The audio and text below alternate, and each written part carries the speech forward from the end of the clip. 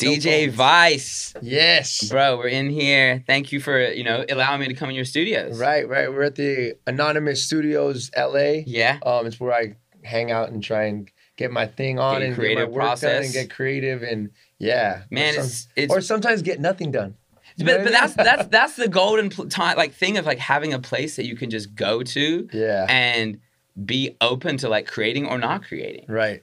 I've become very comfortable with the fact that shit, nothing came out of today. It's all good. At least I tried, or at least I was in the zone to try to get something. Well, something might come out of tomorrow because you didn't do anything today. Right, and I guess that's the beautiful thing about being patient. Yep. And learning in life that if it one day you don't succeed, that you're closer to the day that it's gonna succeed. I read it in my daughter's book to her last night. This is crazy. Yeah.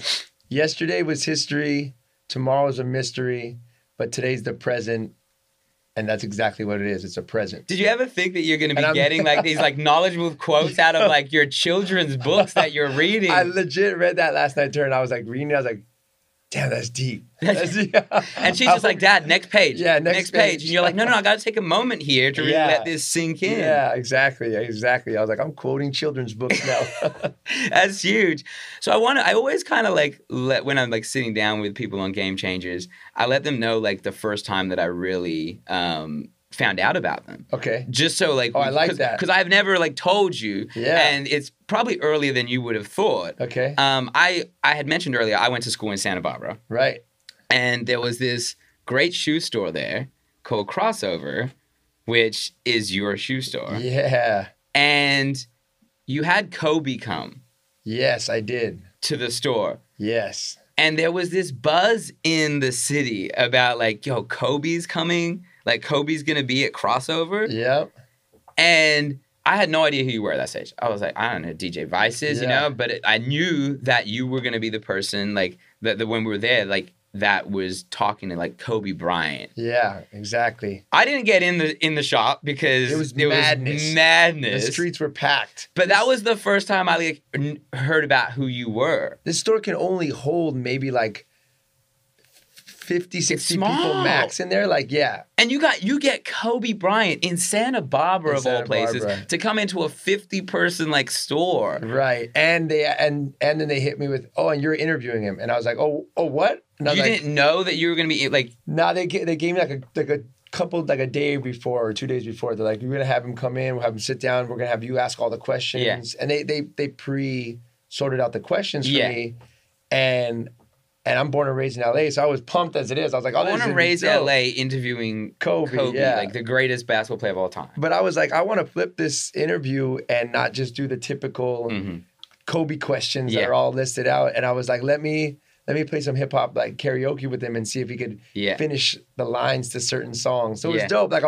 I played a Lloyd Banks record that says his name in it, and he got into it. He was had your flavor to it. Yeah. So it was really dope. But that was probably almost 9 years ago, bro. Yeah. That's crazy where it is. And then obviously I met you at Power 106, and that's where the actual actually became got a relationship with you. Right. It was oh wow, before I saw you and it was this unachievable person. You can't even who is DJ Vice? Come on, this guy's insane. And then ever since then, you've been so just the nicest guy and just open and welcoming, and that goes such a long way in the people that you're influencing. Yeah, man. I mean, I really still look at this day to day, what I'm doing, I'm living my passion and getting paid for it. That's a very rare thing to happen. Rare. So I'm just grateful for it. I mean, as corny as it may sound, I'm blessed every day. And I'm really enjoying it still. It's only corny to the haters. Yeah, it's only corny. I always say that. So everyone that's it's so corny. It's it's because you're a hater. Yeah, exactly. It's because you're not happy about what you're doing. Right, you know? Right. Yeah, and I'm out I still enjoy DJing. I've been DJing since I actually just realized when I first saw a DJ, because I was so young. I think I was 8 or 9 at that time. But I pinpointed down the time, the day, not the exact day, but where the party was at. Yeah. And I Google searched the location and I found a picture, and I was I had an instant flashback. I'm I was 8 years old watching a DJ and being like, I want to do that. Where was that? It was in it's like south of LA. It's like in Glassell Park area, and it was in the back of an IHOP restaurant that still exists to this day. Wait, who's having parties in the back of an IHOP restaurant? It was a family party. Like, it was a family, like, second cousin party in the back. And I remember we were outdoor in the back, and I had to ask my parents about this recently. And they're like, yeah, we were at an IHOP. Yeah. And it was so-and-so's birthday party and this and that. And we were in the back patio of the IHOP. And I was like, oh, let me Yelp search this. Yeah. And I saw the picture. I'm like, that's exactly it. And it was like, boom. So I saw, and I always say, like, it's like when someone saw a Kobe play for the first time or a Jordan play for the first time, and you're like, I want to be a basketball player. I saw that dude DJing, and I was like, I want to be that dude. Like, that just looks fun. What was it about it? Like, what was it about I know it was the energy. It was the fact that one person was creating an atmosphere of happiness and fun. And I couldn't figure it out then, but I get it now. Like, I saw everybody dancing, having a good time, like, love in the air, like, it's a family. And this one guy is controlling the room, the energy. And his songs aren't ending. And I didn't know anything about music. No one's musically inclined in my family, but it was just like, that dude's doing something that's making that many people happy. Yeah. Like, that's fucking cool. That's so crazy that you say that, because that was like something I definitely wanted to get in on, is the fact that, like, your energy when you're DJing is like 150, like 200. And that's like, I had never seen someone DJ like that until I came and saw you down in Santa Barbara, probably like 2 or 3 years ago now. No, not in Santa Barbara, in Newport Beach. Right, I remember that. And your energy, you remember it because you pulled me up on the stage and made me do the Dougie. And I'm there with my girlfriend trying to be cool, and you're like, nah, you're getting up here. And I'm like, damn, I can't say no. Like, it's bias, and like, I was like, all right, we'll do it. You know what I mean? Like, you got to, you know, like, when there's a party going on, you got to be involved in it. I'm that kind of person overall, like, not even just when I'm DJing. Like, I want to make sure everybody's having a good time. And you do.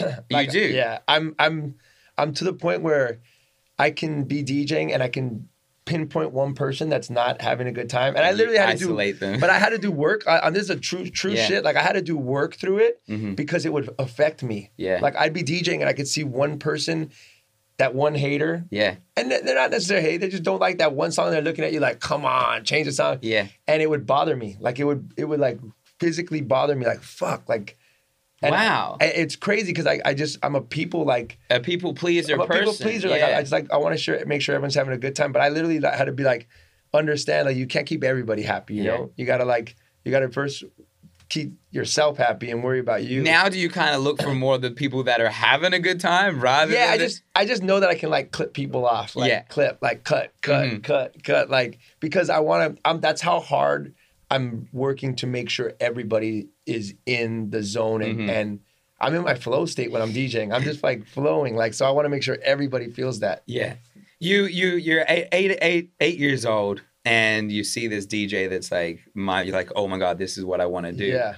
What's the process of, like, really starting to start DJing? Like who do you go to at 8 years old? Who do you go to be like, hey, I want to DJ, like, help me out? It's not like I want to play basketball or I want to, like, play baseball. It's like, I want to be a DJ. People like 8 years old. Yeah, it was, and this is pre any type of internet. Yeah. So you're just like, your imagination's going. And I think what I figured out first was, I knew that he was playing records and vinyl. So I started going through, like, my dad's records and, like, trying to listen to records and my sister's records. But I didn't understand, like, I have one turntable in the house. Yeah. Like, what am I going to do? Like, so I was I can play one song and then I have to say, hold up one second. What do we want next, everybody? Yeah. On to the next one. And then every DJ knows that you end up grabbing the needle and you think that's how scratching is. And you're like, then I fuck up my sister's needle. My mom and dad hated me. I'm not, like, I don't even DJ, but I was like, I'd see the same thing on TV and the radio. I'd be like, yo, scratching? Oh, hell yeah. Just in there. Mom's like, no. Yeah, exactly. I was messing everything up. But what happened was, like, about 2 years after that, I went to a family friend's house, and I walked into the garage, and his name's Phil Guzman, and DJ Splice, and I walk in, and I see turntables and a mixer set up, and I'm like, there it is. But at this point, I'm like 11. Yeah. So like time had gone on, but I'm like, that's it. Yeah. And I'm like, dude, like teach, like what is this? Teach me. Yeah. And he literally was like, kind of, he's a little bit older than me, but he was like, oh shit, like this kid's into it. I'll start showing him, and we were family friends. And I just kept messing with it when I'd go to his house. Yeah. And you always wanted to go over to that house. Like, and then I would, go over there. Please, can we go hang out? Can we go hang out? And then eventually he was like, yo, like, I'm gonna get you a bootleg crappy setup. Damn. And you got to work at all the gigs that I go to and help me set up lights, speakers, carry the records. I was like, done. Yes. Done. So he bought me like my first turntables and mixer that were like, you know, the belt drives and like little pitch that you get. Yeah. Like, it was like, my mixer had sound effects, like a fart noise and a laser noise. I'm dead serious. But I had my first setup. So I was like, yo, like huge. I got it. Yeah. I got it. And then he would like start showing me the ropes of teaching me. The dopest thing right then was the good thing about not being able to do much research was that my imagination had already like flown. Like it was out. I was like, I'm going to do this and I'm going to try and do that. I'm going to figure this out, like, and that out. Watching rap videos and like pausing things to see what they were doing. And really just soaking in any DJ moment I could see on TV. Like Herbie Hancock,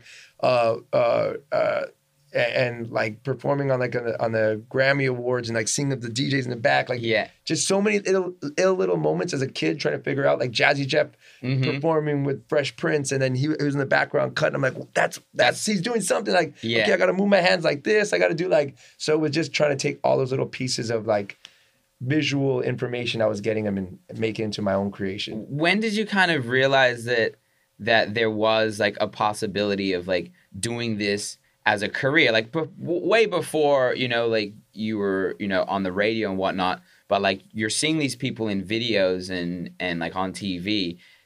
I'm sure like at that stage, people are kind of going like, yeah, this is probably not like going to make you any money. Yeah. Like, is there a point where you go like, nah, this is exactly what I'm doing and there's no ifs, ands, or buts about it? That was what I was going to do from like probably the 8-year-old me. Like I had no doubt, but I didn't think career. I was never thought career until like way down the road, because I think when I was like I got the turntables. I got my own turntables like at 11 or 12, like 8th grade, like right when I was about to graduate 8th grade. So when I started freshman year of high school, like school was out the window already. I was done. Like I was into You were so DJing. locked in on what you were doing. I was locked in. I was like, whatever I can do to keep DJing, I'm gonna keep doing this. So I was like trying to DJ high school dances, trying to make mixtapes and sell them at lunch, try to do all hustle. That. Yeah. So, but I wasn't doing it to be like, this is my career. I was just doing it because I just wanted to keep DJing. And you love music. Yeah, I just wanted to keep DJing and find ways I can get money to buy more records. It was my drug. What was your first gig like? Because I feel like everyone remembers their first, like, we're gonna actually pay you to do something. Yeah. Well, one of the first gigs was I have a dope picture of me DJing at one of my high school dances. Yeah. And it's my principal handing me a paycheck. And I'm still in high school. And I'm like, that's got to be the coolest experience, because like when you're in high school, like anything that puts you in front of your peers, that you're like get to show them like what you're good at, is awesome. Whether it's sports, whether it's music, whatever. So you get to like control the room. Yeah, but I still will say in high school, like DJs weren't cool. Like it wasn't like we were like, oh, you're a DJ, oh, that's dope. Like damn, like now it is. Yeah. Like, but like then it wasn't like that. It was like we were the dude in the corner on the high school dance while everyone was partying. But how times have changed. But that picture I do have is of one of the nicer formal dances that the school had. Yeah. And everyone's all dressed up, and I'm in like a white tee and khakis and like you're like, I'm DJing, so I dress how I want. Yeah. I have my DJ hat that says like my name, my crew name, and all this stuff. And the principal's handing me a check. That's marketing like, there. Yeah. I'm like, yo. But yeah, man, I throughout all of high school, like I just DJ, and I was making money. And maybe this, I never thought about it this way. Maybe the first aha moment in my mind was when, I don't know if this happened to you, but when you're in high school, they try to come and recruit you from military. Yeah, we don't have that in Australia. We don't have that. Out here they do. It's like, I think they're called like ROC or something like that. and they try to recruit like different people, and one of the guys came to me. He's like, hey, like, you know, what are you doing with your life and this and that, and I'm like, military's like, oh, I'm a DJ. I'm not doing military with my life. Unless that's there's a for sure. gig out there, then I might go rock it. I'm in. But he was like, so like, what are you gonna do with your life? You know, you're about to get out of high school now, and this and that. I'm like, well, I DJ, and that was probably the first time someone said it's not a career. Like, you got to find something that's gonna get you. And I'm like, but I mean, I'm making good money already. I'm DJing. He's like, well, really, like, how much are you making, man? Yeah. And I go, maybe like anywhere between 500 to 1,000 a weekend.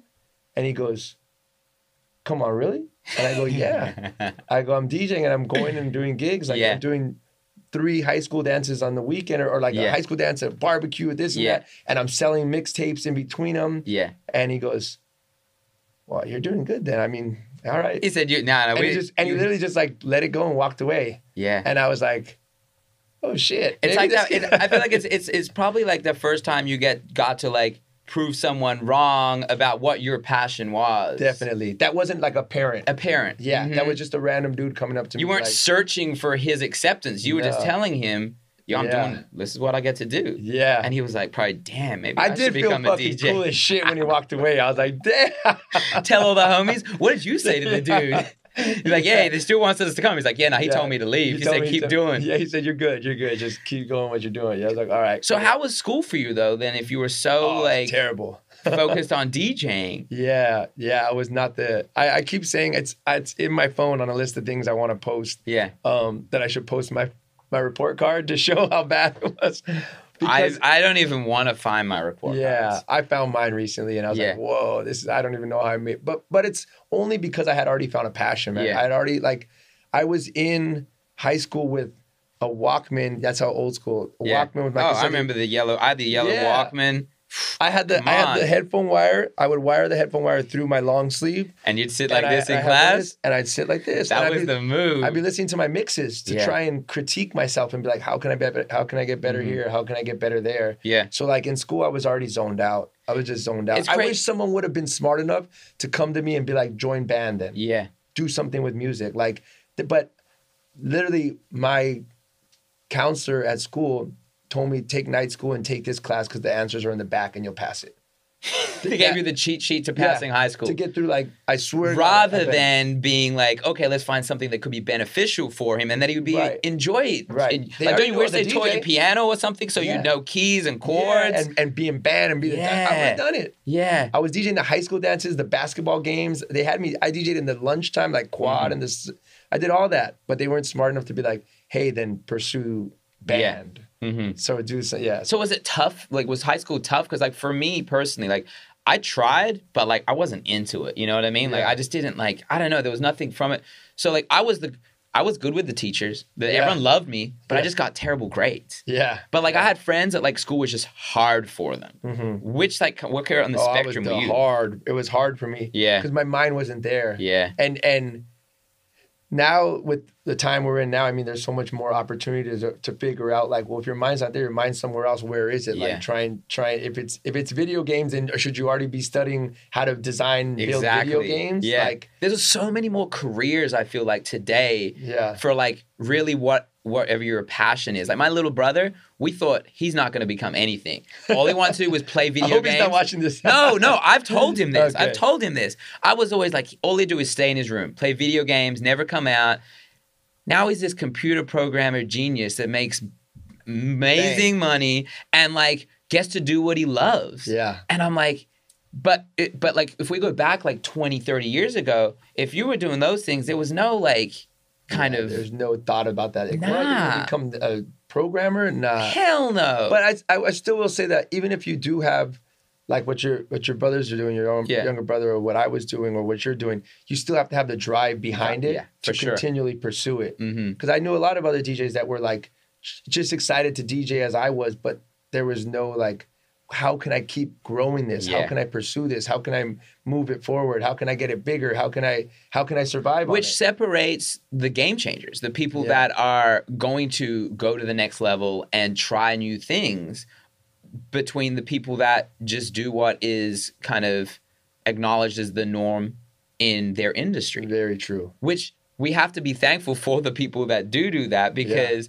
it allows us to grow and to move past people that are comfortable. Yes. That's the word that scares me the most in life. Comfortability. Yeah, being comfortable. I've always used that word as like the day I'm comfortable with shit, like need to change. I need to do something else. So like when I get comfortable, I get nervous. I get like. Do you remember the first time you kind of realized you were comfortable and you went, "Oh, I need to light a little fire"? I think when when I was on Power, after I had like made my statement of like, dang, I made it on radio. I always wanted to be a power mixer. I always wanted to be on radio, and it had been years in, and I was just like, okay, I'm comfortable. I had gigs that were like through radio and all that, and it was just like kind of smooth sailing. Yeah. And I remember that moment, and the moment that really happened then was I met DJ AM, who I went to a Hollywood club with him.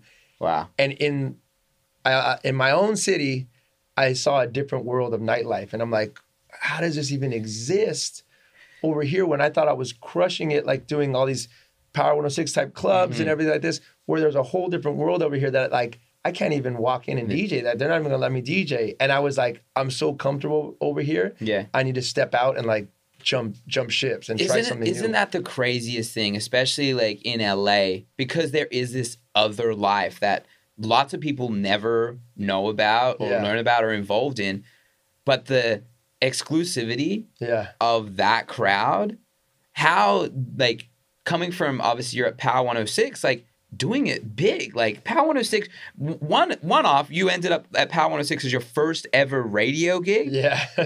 Like, how does that even happen? So that started when I was, even before I was, while I was in high school, I was already like, I want to get on Power. I want to be a power mixer. I want to DJ on the radio. And then in 97, I think it was like August of 1997 is when I got hired on Power. Yeah. After turning in multiple mixtapes and tape after tape after tape and dropping them and getting that 1/2 an hour chance slot to do my thing. And I got on. So that was like, that was the first moment I knew, okay, I can do this as a career because I got a corporate paycheck rather than someone signing over. With taxes taken out. And I was like, I got 401k coming on here. You know, this is real. Yeah. So then I was like, okay. And that was actually the first moment my mom was always 100% like, do it, supportive. And my dad was always like, you got to find something that's going to make you some. And then when I showed him the paycheck, he's like, okay. How did that feel? Because I feel like you were so driven to succeed and like DJ anyway, without obviously like the parents being like, okay, this is what you're going to do. How did that feel for you though? Like having your dad be like, okay. It was more like, I told you. That was it. Was your I told you moment. I told you moment. Like, I told you. Yeah. Like, I got this. Like, and I recently was reading about this mom who, she's a mom of like some tech startup billionaire kids. And she went out and interviewed like a bunch of other multimillionaire parents, well, the parents of the kids, the multimillionaires who are self-made, and it was an ongoing, reoccurring story between all those kids where that one parent believed and one didn't. Because you kind of need that. Like you have the support. You have the support of one person that's like, chase your dreams. But then also like I got to make this happen. Otherwise, they're always going to look at me and be like. Well, and it could not even be parents. It could be your friends. Like you have the group of friends that are like the haters.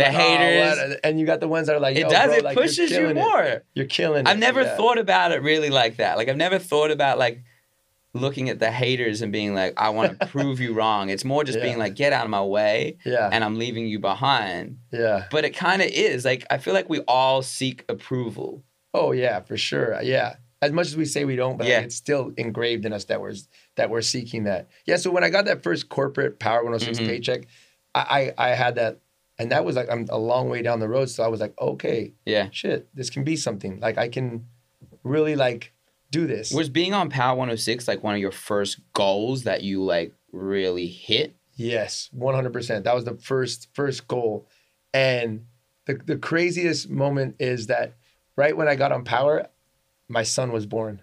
And I was 19 years old. Like, At 19? So I was like, yeah. So I had just gotten on Power, and I was like, oh, damn. They're like, oh, Yeah. yo, by the way, you're going to have a kid, too. I was like, oh, this is about to No way. Yeah. So it was How do you deal with that, though? Like, your career is just, like, about to start. You're, like... You've hit this goal, this milestone, and you're like, I'm sure at that stage, you're like, oh my God, like, this is going to be amazing. Like, all I'm doing is focusing on here. And now it's like, oh, now I have a kid on the way. Yeah. Is that like a more of a drive to succeed? Or is it like how do I balance this? It's like oh shit, what am I going to do? Yeah. But damn, this is dope. I'm on the radio. How am I going to juggle this all out? Yeah. And then now, so far down the road, looking at it, it was really just like that couldn't have happened at a better time. Yeah. To keep me focused and to keep me in the mode of like, all right, I'm gonna work. I'm gonna work my ass off, not for myself. Like it gave me that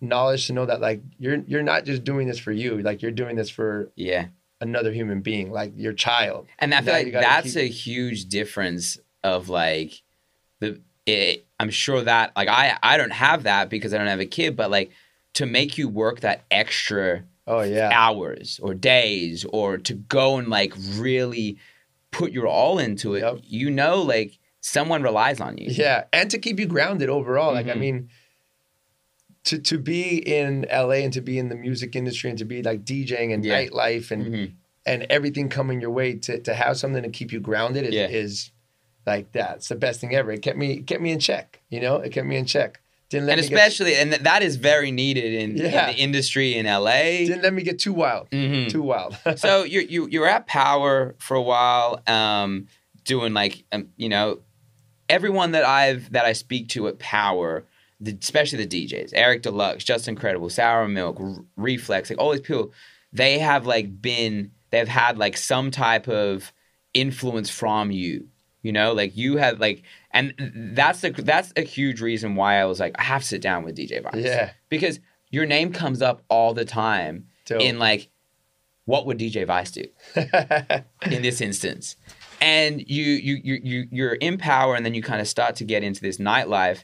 You have DJ AM as like a friend and mentor, right? Who is someone that changed the DJ world, 100%. How's that like being side by side with him and like learning from DJ AM? Yeah, now that I think about it, it's interesting because I didn't really even realize that he was like my second mentor. My first mentor was like DJ Splice, who started teaching me how to DJ and had me under his wing and how to set up equipment and how to like how to rock a party and all that. And then then another DJ mentor comes in AM, and we just clicked. And me watching him play to crowds that were like, how are you even playing? It sounds like a wedding set that's like kind of really fucking cool and kind of wild, like and it was dope because I was soaking in all of his game and he was helping me with it, like like open up for this set, don't play this but play some of that and like da. So and on top of that, he was being like a true friend, like keeping me in check. Like, you're in Vegas now. He helped me get my first Vegas gig. I heard you drank a little bit too much the other night. Man, chill the fuck out. Know what you have over there. Know your gig, like that. And he would like call me out on shit. Like a brother. Like and you need that in your you need that in your corner. Because too many people that we see have only like yes men with them. Only people that are like really there for just a good time, not for a long time.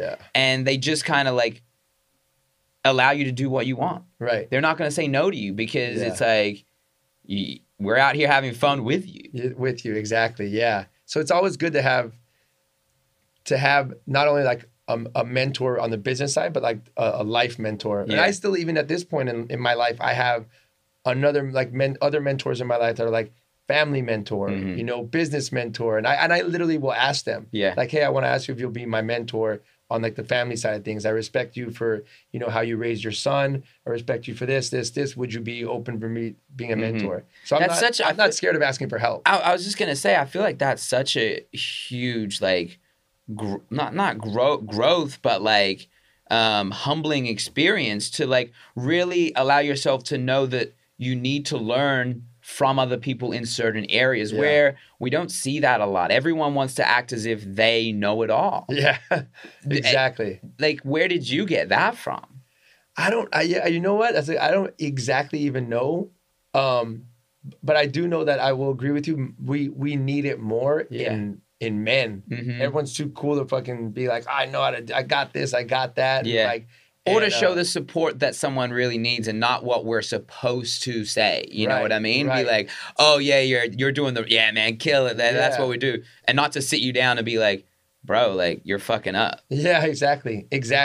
Those are the real friends. Yes. And I know overall, like everything I've gotten to do in life and everywhere I've gotten, it's because I've had help to get there. Yeah. You know, I became a DJ because someone helped me learn what DJing was. I got on radio because someone helped me open the door to go to Power, to drop off mixtapes on those desks. Yeah. I got in Vegas because someone, AM, opened that door and said, I got my residency, I'm going to help you get the other night. So it's, as much as I want to say I got these things with all this help. Yeah. And so that's why I'm still not scared to ask for help when I need it. Yeah. So if I have life questions, I'll go to people that I respect the way they've lived their life. If I have business questions, I'll ask people that I respect the way they handle their own business. What would you do in this situation? Can you help me out with this? And I think you see that in the way that you interact with people, just in the fact that you understand what other people have opened up for you. Yeah. And then you have that same ability for many other people that are looking at your career and your path and see your influence. Yep. How does, like, that's got to feel good for you to be able to do that. Definitely. And I respect, and I can see it in people when they have that drive. That's when I want to help them. Yeah. You know what I mean? Like, I caught it in you mad early. Like when you were out that night, I was like, this dude's after it. Yeah. Like you're already you came here and you're like, I want radio. I want to go. I saw it. Yeah. Like, that's why I fucked with you off the jump. Thank you. Yeah. So like, and I can see that in other people that will take risks and do stuff. Or like, I moved to LA. I don't know what I'm going to do, but I know I'm going to make, I want to like do that. Like, and I respect those moves that people do. And I want to help out. Yeah. I want to do things. I want to like give back in any way I can, as much as I can, you know? Yeah. But you got to believe in that. You got to see it in that person and believe that they're that's the huge thing, because like I love work. Like I have interns now, which is like crazy to me to even think that I have interns. I was like an intern 2 years ago and I have interns now. And really like you said, you can easily see the ones that like that person really wants it. Yep.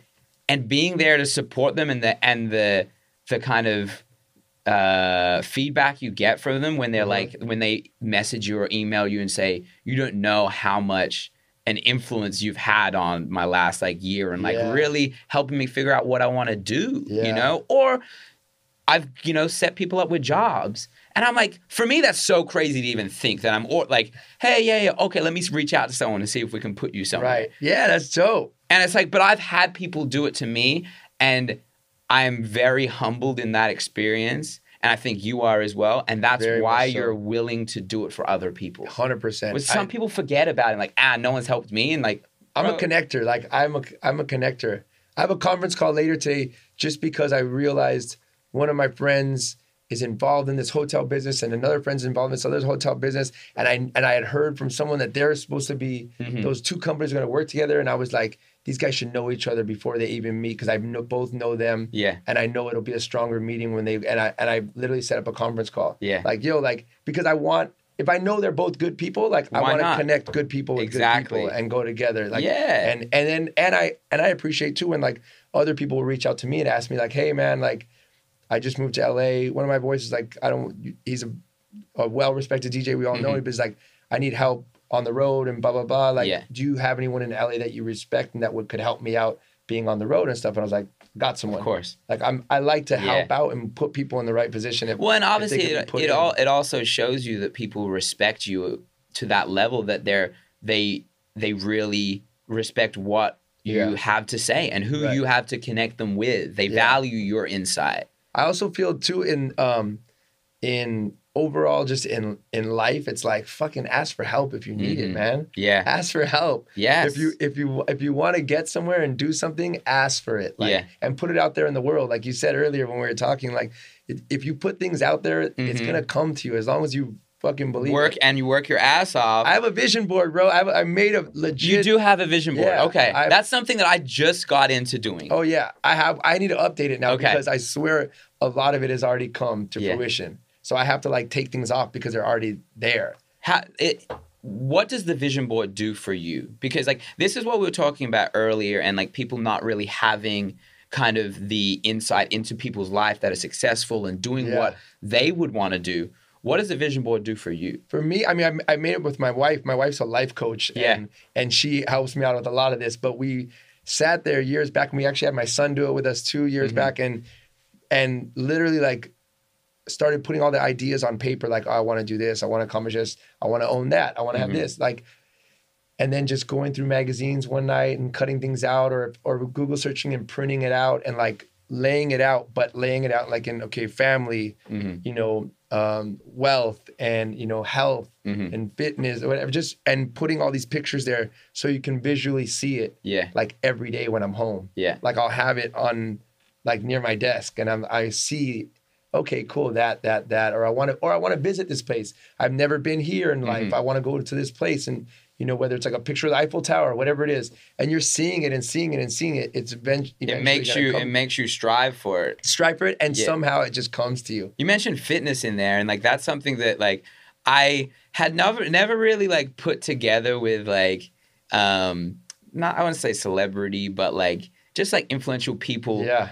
And I see like you're out here doing marathons and like running, and part of I think it's like the Nike team. Nike like is on their influencer. When their team. influencer, Yeah. You know, that's so amazing because it shows like a versatility that you can bring your influence from music, right, and use it for something like fitness. Yes, which is crazy because if I go back to like the early days of when I was on Power, I was like in the worst shape of my life. Like, and I'm like, I'm killing it. But I was like, yo, I was fucking huge. I had this same conversation with Eric Deluxe because like he, since being away from Power, is in the best shape of his life. And it changes your vibe, your motive, like your how energy, you live, your energy. I'm 39 right now.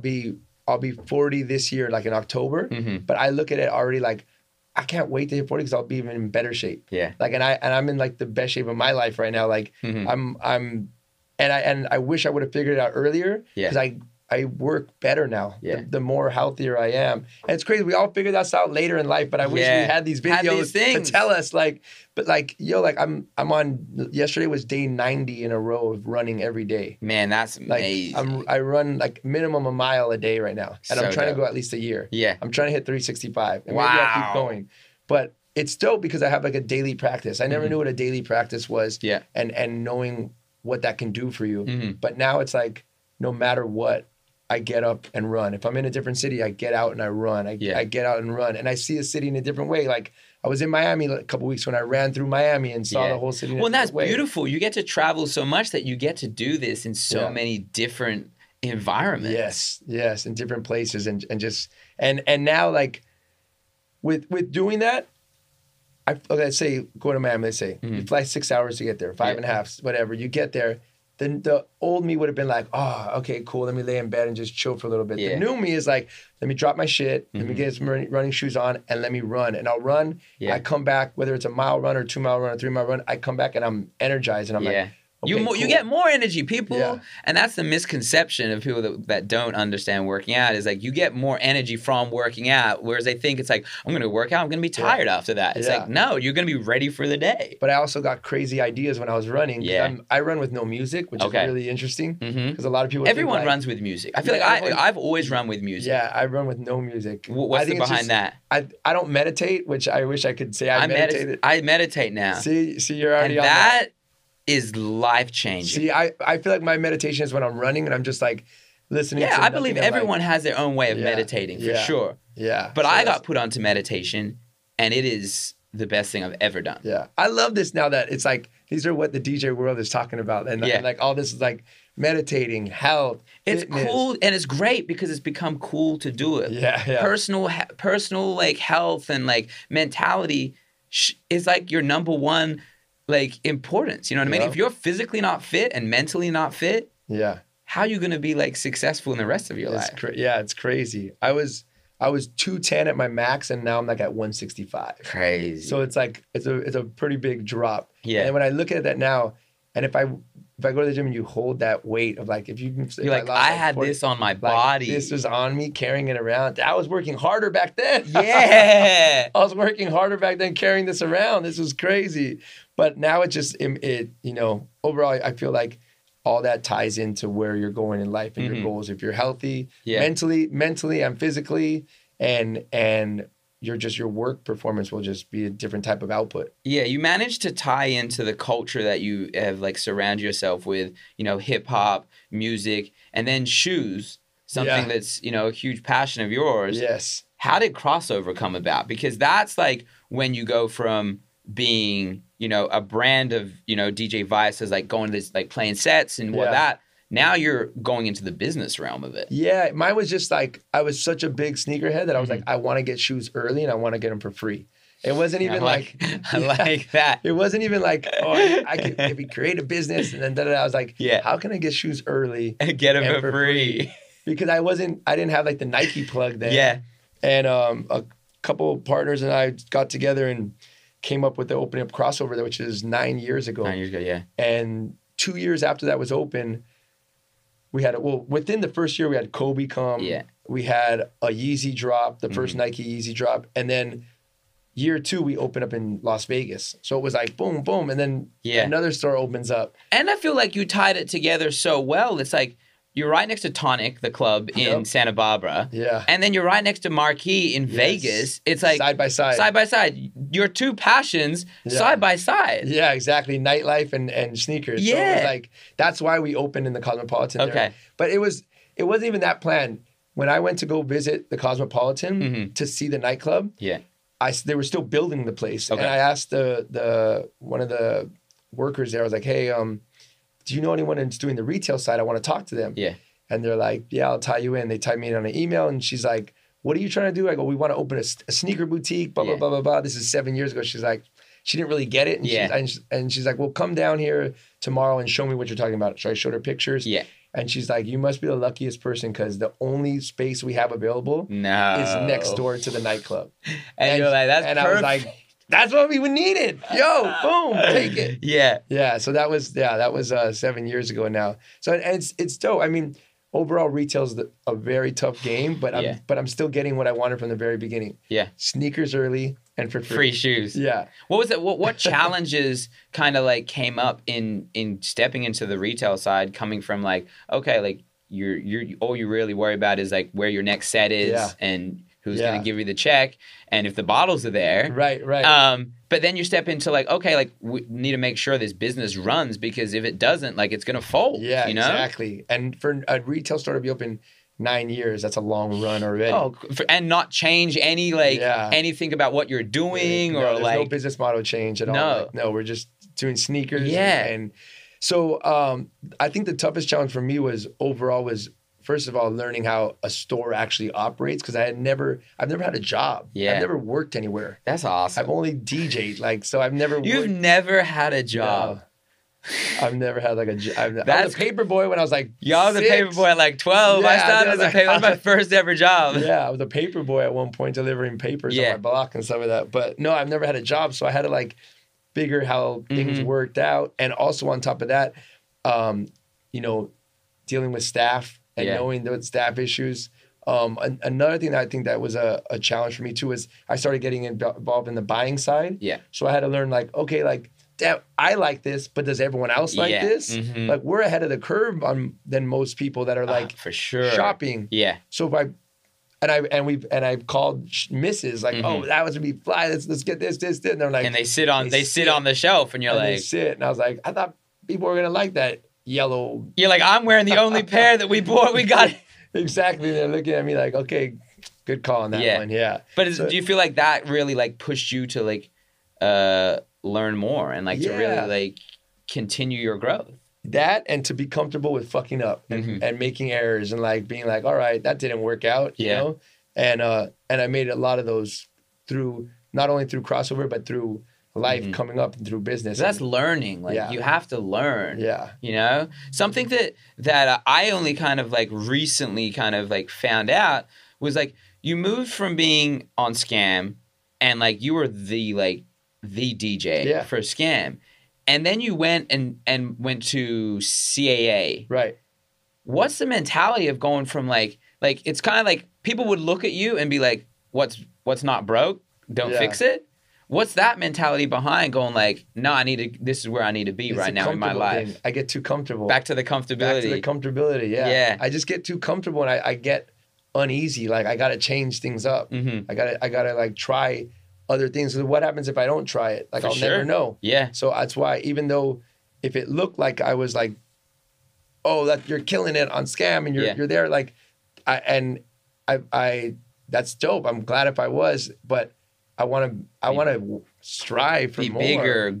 Do new things. I want to be thrown in the fucking pit again and be like, you got to fucking fight your way out and figure out how to get back up. Do you feel like you're in a new pit now? Like, yeah, of course, because I'm on a roster where there's big talent on there. Yeah, there's a lot of other big talent. So it made me work harder in the studio, maybe work to get more music out. Yeah, it made me push because to get to the next places I want to play or to and you have people around you that are like, no, this is what we want more. Yeah, like we expect more. We expect more. Exactly. And that is, you need that to strive for greatness, to do more. I am all about like just being out of my comfort zone, man. Something that I saw that you did, which I don't think anyone had maybe done it before, was the Snapchat filter for I think it was your music video Obsession. Yeah, for Obsession, yeah.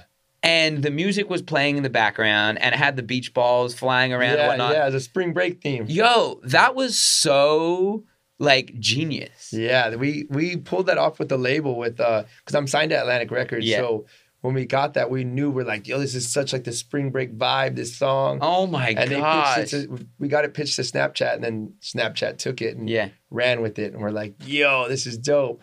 The backfire was my Snapchat went off, and it was like so many people like hitting me that I'm like, I didn't know how to control. I think I hit you like 10 times, like out at a party with the beach balls coming up. I was like, yo, and then I'm thinking, everyone's probably hitting you. You probably have a million of these coming through. Yo, the notifications were shut off after that point. Damn. Now I'm bad. I've been bad on Snapchat. I got to get my Snapchat game. Well, I feel like Snapchat is kind of like going down, and Instagram story is on the way up. There's always something new, right? So music production now is like a lot of like what you're doing and where you're at. Yeah. How's that challenging you, and kind of what's the next go with what you've got going on with there? Well, I'm signed to Atlantic. I'm on my I'm like the 4th single with them now. Yeah. And it's called Piñata. And I think the challenge for me now is like with music, there's so much music that comes out now. Yeah. Like New Music Friday. It's like, boom, here's the wave. And you can drop it on Spotify, YouTube, iTunes, everywhere. It's a beautiful thing for artists and for people to find music, but it's tough. But it just makes you figure out you have to work harder. And I don't want to say harder. You just have to work smarter and use the way, like how to angle your music to people and get it to people.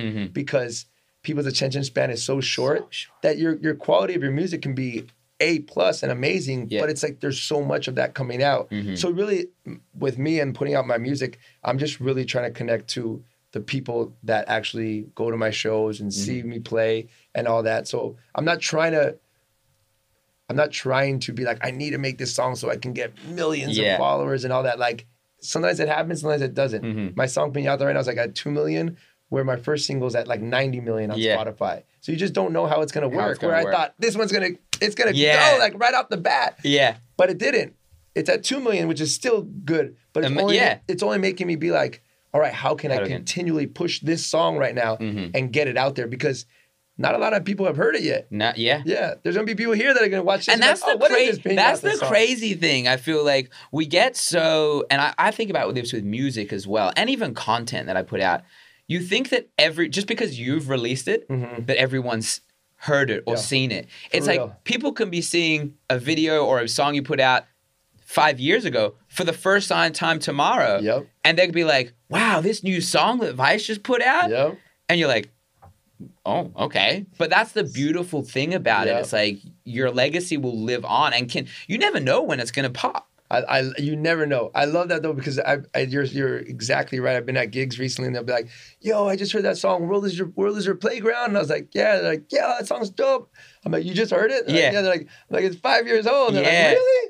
Well, and that's and like I just got Spotify, so I've been just clicking on shit. And I was like, "Oh, okay, I get it now." And it's probably even exactly the same with you in like the sneaker game as well. It's like you have access to all the newest stuff that's coming out. Right. So once you've seen it and like wore it, you're like, oh, it's old. Yeah. But to the norm and people in other places that like even LA, we get everything before your place like, you know, Michigan or wherever. They might be a year behind on shoe drops or music. Yeah. And it's like being able to understand that people don't have as much access as us. Right. Is like, or that we're up on it. We're just up on it. We're up on it.